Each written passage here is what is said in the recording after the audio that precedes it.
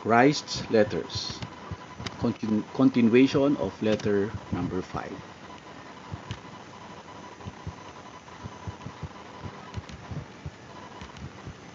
Number 2. The true purpose behind existence.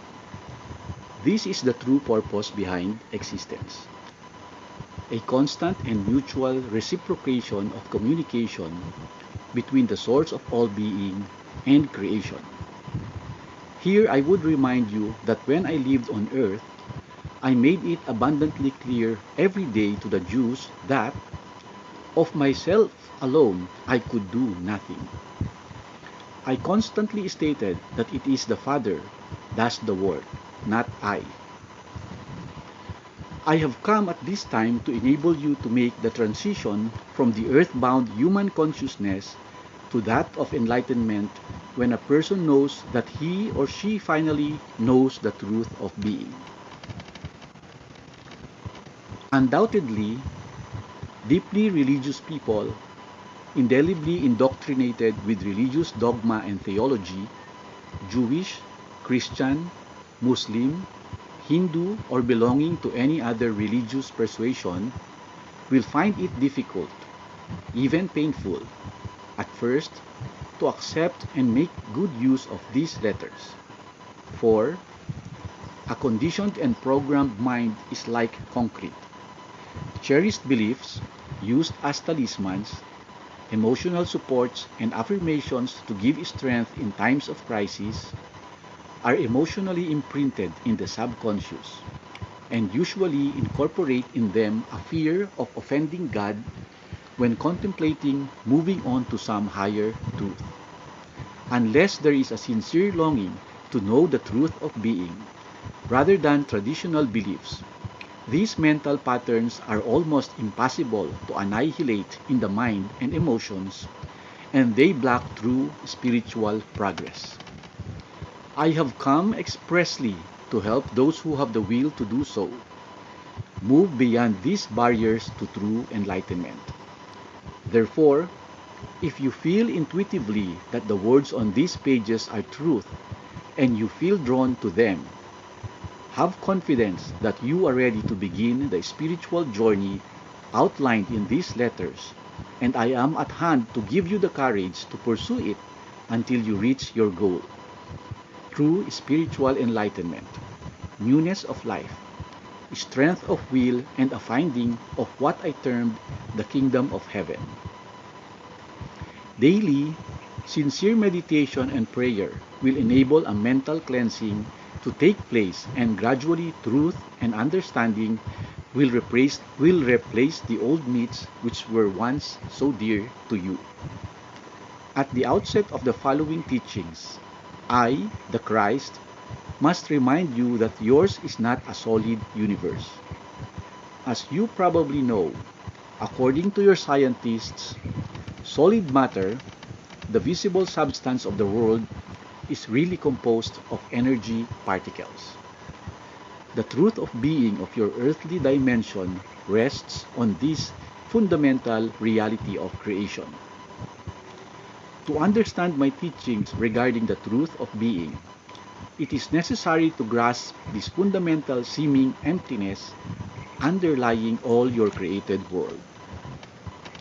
The majority of you know this fact of existence intellectually, but it has not yet even remotely filtered through your consciousness to give you a new perspective of the world and existence itself. You continue as you have done for millennia, thinking that your world is solid and the conditions of the body and all other external phenomena are beyond your control. You believe you are the victim of existence, instead of which the reverse is true, and your daily lives reflect these beliefs. Therefore, it is absolutely necessary for me to return and help you move on to a higher perception of truth. As I said in letter 1, after enlightenment in the desert, I came back into my world of Palestinian towns and villages and immediately began to control the elements of matter wherever I saw the necessity to help those who were deprived or suffering. I have come to show you exactly why I was able to do this. As I revealed to you in letter 1, during the time I received full illumination in the desert, I was shown that matter was not really solid.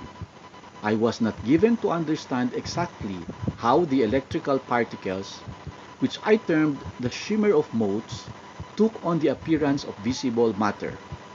I only knew that these motes were moving at high frequencies of speed within God mind, and God mind was therefore universal. I perceived that God mind was both the creator and substance of all things within creation itself. Of this, I was absolutely certain. I also saw very clearly that human thought, when fraught with conviction or emotion, radically affected this process of materialization of visible forms. Therefore, the human mind could and did interfere with the true intention of God mind. It was a thrilling and exalting realization, since the myths taught me by the Jewish rabbis were clearly false and were immediately swept out of my mind. I embraced the truth with excitement, since I now realized why people experienced misery and suffering. These emanated from their own thought processes. I was also given to see the communities of living particles which science has named cells at work within every living thing.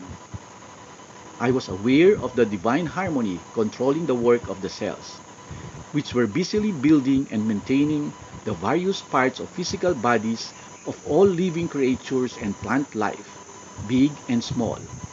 This is why I drew heavily on the countryside to give examples of the immanence and activity of the Father within the list of wildlife, such as plants and birds. As I have clearly explained in letters 1 to 3, I called God mind the Father because I was enabled to perceive the true nature of God mind, and was determined that when I returned to the people of Palestine to describe the revelations I had received, they would understand that their beliefs, imbued in their very consciousness by the rabbis, were entirely false. I saw that the true nature of God mind was the very highest form of divine love, and this could be seen consistently active within every living thing. As I mentioned above, out of this knowledge, I was able to perform miracles and control the elements where appropriate and necessary.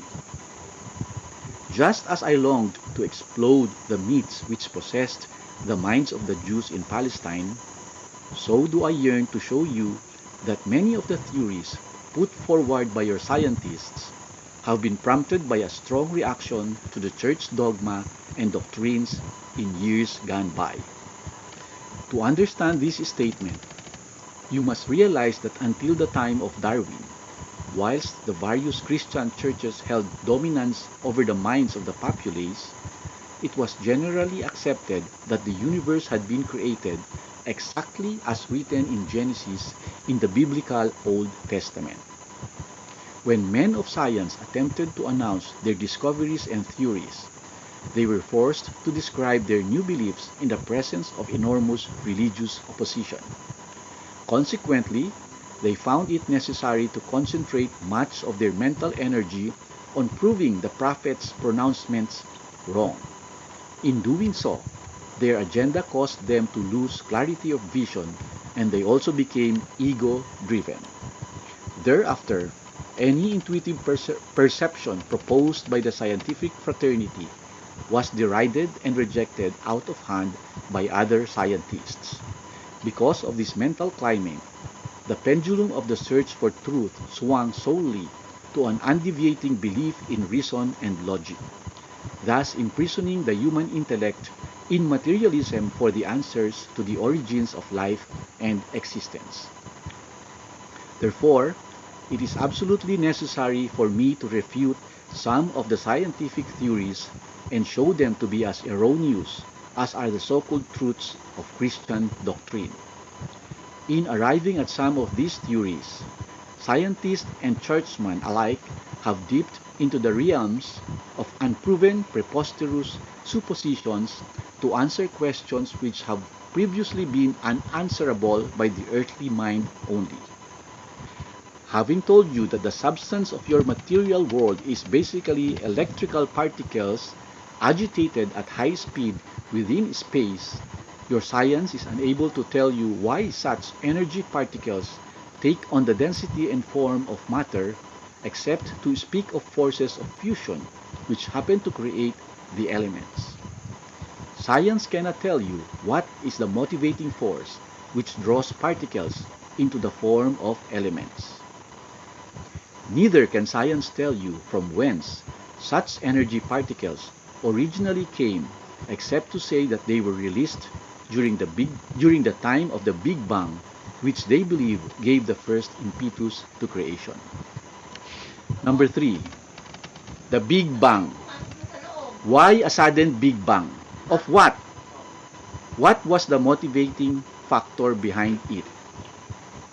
Science speaks about electromagnetism, but cannot say from whence come such energies which appear and disappear.